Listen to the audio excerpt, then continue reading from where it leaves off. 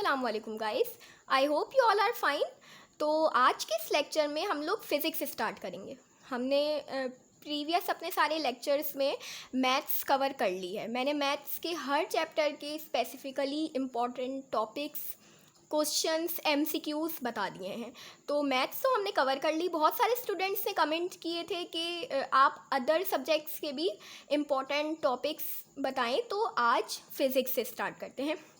तो सबसे पहले मैं चैप्टर नंबर 19 न्यूक्लियर फिज़िक्स, जो चैप्टर नंबर 9 है न्यू बुक के अकॉर्डिंग एंड पुरानी बुक के अकॉर्डिंग वो चैप्टर नंबर 19 है।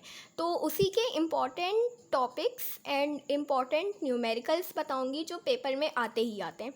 तो वीडियो को एंड तक ज़रूर देखना और स्किप बिल्कुल भी मत करना और अपने फ्रेंड्स के साथ ज़रूर शेयर करना। तो स्टार्ट करते हैं। ये मैट्रिक क्लास की फ़िज़िक्स की बुक है एंड चैप्टर नंबर 19 हमारे पास है न्यूक्लियर फिज़िक्स। तो इसमें सबसे पहले मैं आप लोगों को इम्पॉर्टेंट टॉपिक्स बताऊंगी इस चैप्टर के एंड देन इम्पॉर्टेंट न्यूमेरिकल्स बताऊंगी पेपर के पॉइंट ऑफ व्यू से।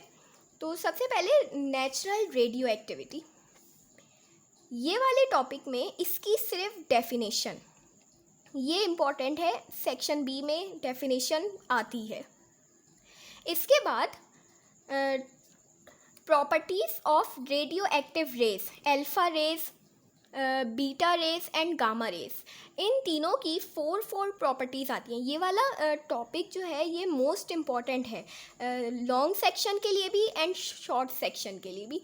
शॉर्ट सेक्शन में इसकी थ्री प्रॉपर्टीज़ पूछी जाती हैं, या तो 3 प्रॉपर्टीज़ अल्फ़ा रेस की पूछ ली जाएंगी या बीटा रेस की या गामा रेस की। एंड लॉन्ग सेक्शन में 4 प्रॉपर्टीज़ पूछी जाती हैं इन तीनों रेस की। प्लस एग्ज़ाम में ऐसा भी पूछ लिया जाता है कि right properties of alpha particles. तो अल्फ़ा पार्टिकल्स करके पूछा जाए या अल्फ़ा रेस, उनमें आपको यही प्रॉपर्टीज़ लिखनी है। प्लस सेक्शन बी में अल्फ़ा रेस और बीटा रेस, इन दोनों के बीच में डिफरेंसेस भी आते हैं। तो ऐसी प्रॉपर्टीज़ को सेलेक्ट कीजिएगा याद करने के लिए जो ऑलमोस्ट सेम हो, लाइक ये वाली, penetration power of alpha rays is very small, beta rays की पेनिट्रेशन पावर अल्फ़ा रेस से ग्रेटर होती है। तो ऐसे जो सिमिलर प्रॉपर्टीज़ हो ना दोनों में, ऐसी ही याद कीजिएगा तो ज़्यादा इजी रहेगा टॉपिक को कवर करने में। इसके बाद topic number 9.6 radio active isotopes.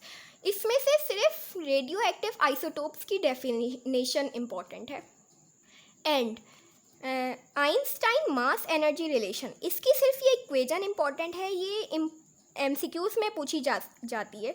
Like ऐसे पूछ लेंगे कि what is the Einstein mass energy relation, और ऑप्शंस गिवन होंगे तो उसमें से आपको सही वाला टिक करना होगा।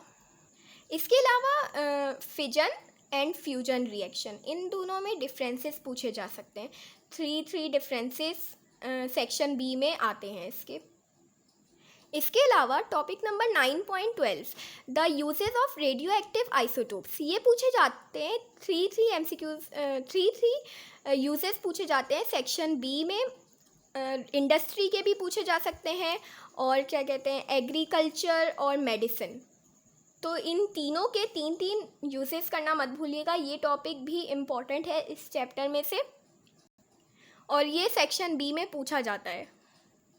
इसके अलावा precautions to minimize radiation danger, ये वाला टॉपिक इम्पॉर्टेंट है। शॉर्ट के लिए 3 प्रिकॉशंस पूछ ली जाती हैं। तो ये यहाँ पर हमारे पास 4 गिवन है, आई थिंक, यस 4 गिवन है और इसमें से कोई सी 3 लिखनी होती हैं। तो आप कोई सी भी जो आपको इजी लगे वो 3 कर लिए। तो मैंने आपको इम्पॉर्टेंट टॉपिक्स तो बता दिए, अब मैं आपको इम्पॉर्टेंट न्यूमेरिकल्स बताती हूँ जो एग्ज़ाम में आते हैं।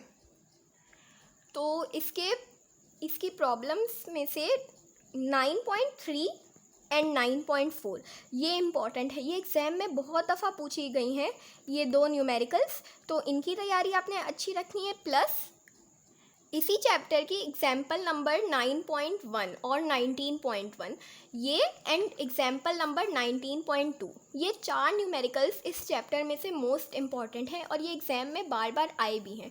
तो इन चारों की तैयारी करना बिल्कुल मत भूलिएगा। तो बस यही थे चैप्टर नंबर 19 न्यूक्लियर फिज़िक्स के इम्पॉर्टेंट न्यूमेरिकल्स एंड टॉपिक्स जो मुझे लगता है कि पेपर में आ सकते हैं या जो पेपर में बहुत दफ़ा आए भी हैं। तो इनकी तैयारी तो आपने लाजमी करनी है। और वीडियो को लाइक कर दो, चैनल को सब्सक्राइब करना बिल्कुल मत भूलना। Thank you.